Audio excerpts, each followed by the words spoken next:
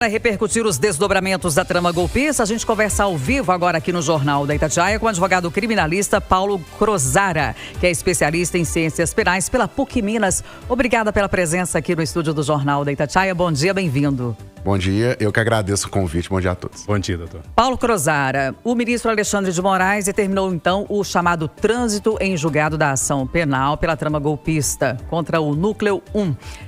Isso significa a conclusão do processo. Por que os advogados de defesa ainda estão falando em recursos?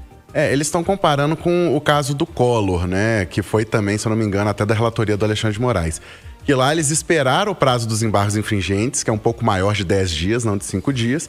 E aí, quando entraram com os embargos infringentes, eles julgaram que era incabível, por ter só um voto contrário à condenação, que é exatamente o caso aqui, que foi só o voto do Fux, e só então eles declararam o trânsito em julgado. Eles esperaram entrar com os embargos infringentes para inadmitir os embargos e só depois o trânsito em julgado. Então é isso que a defesa está reclamando, não teve, né, esse tempo de entrar com os infringentes para tentar, né, alguma coisa, mas a jurisprudência do STF é essa, que não cabe quando só tem um voto. Ô, doutor, então você está me dizendo que Alexandre de Moraes, olha, não cabe então esses infringentes, então não preciso esperar e decretou esse fim do julgamento. Exatamente. Para te falar de forma popular. Bom, a partir daí, tem mais alguma possibilidade para os advogados? Sim, existe uma ação própria, não tem natureza de recurso, é uma ação própria que chama revisão criminal. Após o trânsito em julgado, se houver algum erro crasso, uma nulidade manifesta no julgamento ou uma prova nova que surge, você pode tentar essa revisão criminal, que no caso do STF, pelo regimento, é julgado no plenário. Se houver alguma possibilidade disso, olhando o processo? Eu pessoalmente não vejo nenhuma nulidade manifesta, né? Mas é um tema polêmico, tem outros advogados que veem essas nulidades, então a defesa com certeza vai tentar, né? O papel dela é tentar e no plenário do STF tudo pode acontecer. Mas esse placar de 4-1 na primeira turma, por exemplo, pode ainda ser questionado e levar o caso para o plenário? Não. Nesse aspecto, não. O que pode acontecer é a revisão que é no plenário, mas esse 4-1 não tem nada a ver. Professor, quando é que o Bolsonaro, os advogados do Bolsonaro podem começar a entrar com o que é conhecido como progressão de regime? No momento ele está no regime fechado, mas aí, dependendo do tempo que já cumpriu de pena, passa para o regime semiaberto e depois o aberto. Isso, nesse caso específico, nós estamos falando de réus primários, mas o crime é cometido com violência ou grave ameaça, né? Que é a tentativa de abolição do Estado Democrático e de golpe de Estado e a organização criminosa são crimes violentos. Então, nesse caso, é 1/4 da pena, 25%, que no caso dele aí de 27 anos, especificamente do Jair Bolsonaro, vai dar mais de 6 anos no regime fechado. Independentemente dele cumprir em regime fechado, aberto, enfim, domiciliar, ele fica inelegível agora por bons anos. Sim, a inelegibilidade dele durante toda a pena. E depois, mais 8 anos depois desse fim da pena, que acho que 2060, mais ou menos. Soma com a que ele já tem, né? Que seria até 2030. E agora vem mais um período. Exatamente. Na verdade, não soma, elas se sobrepõem, né? Se sobrepõem. Bom, vamos dizer que essa ação penal seja anulada na revisão criminal. Mesmo assim, a de 2030 continua valendo. É um julgamento na justiça eleitoral pela questão dos embaixadores, que não se relaciona com a ação penal. Paulo Crozara, a questão da saúde do Bolsonaro, ele ainda pode ter êxito conseguindo a prisão domiciliar?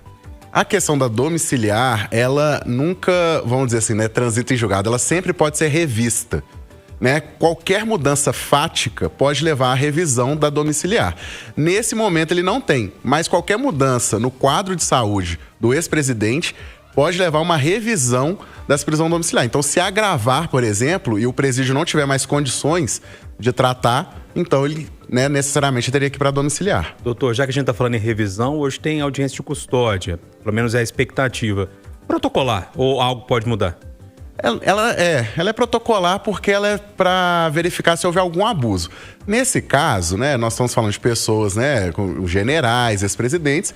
A gente sabe que é muito difícil que tenha tido algum abuso de força no cumprimento e tudo. Isso é para verificar abuso e responsabilizar os policiais se tiver algum abuso de força, né? Mas nesse caso é protocolar. Professor, agora vamos falar sobre os militares. Eles agora serão submetidos a um julgamento no Superior Tribunal Militar. Exatamente. Esse julgamento é automático ou é necessário ser aberto um novo processo?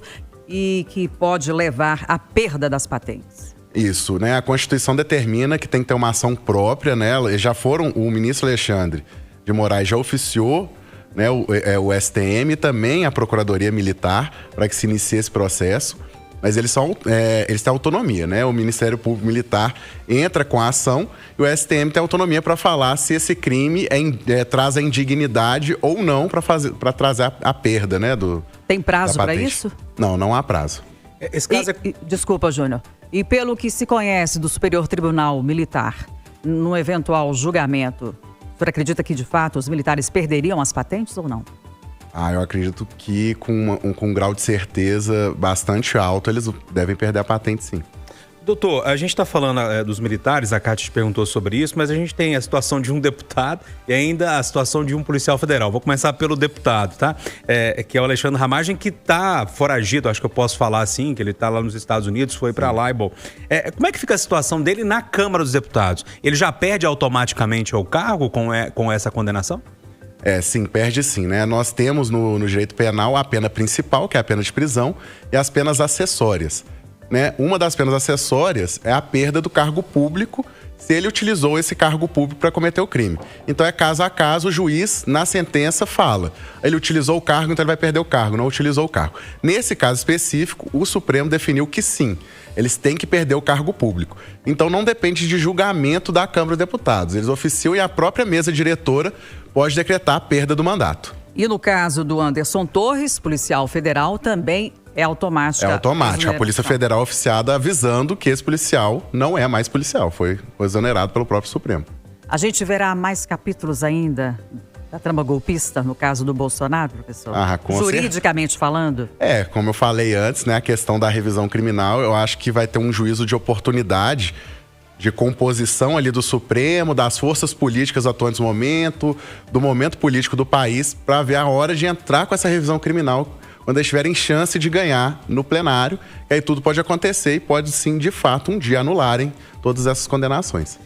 Repercutimos, né, entendemos melhor toda a situação jurídica desse núcleo 1 da trama golpista com Paulo Grossara, que é advogado criminalista e especialista em ciências penais pela PUC Minas. Doutor, obrigado, viu? Bom dia pro senhor. Um bom dia a todos, muito obrigado pelo convite.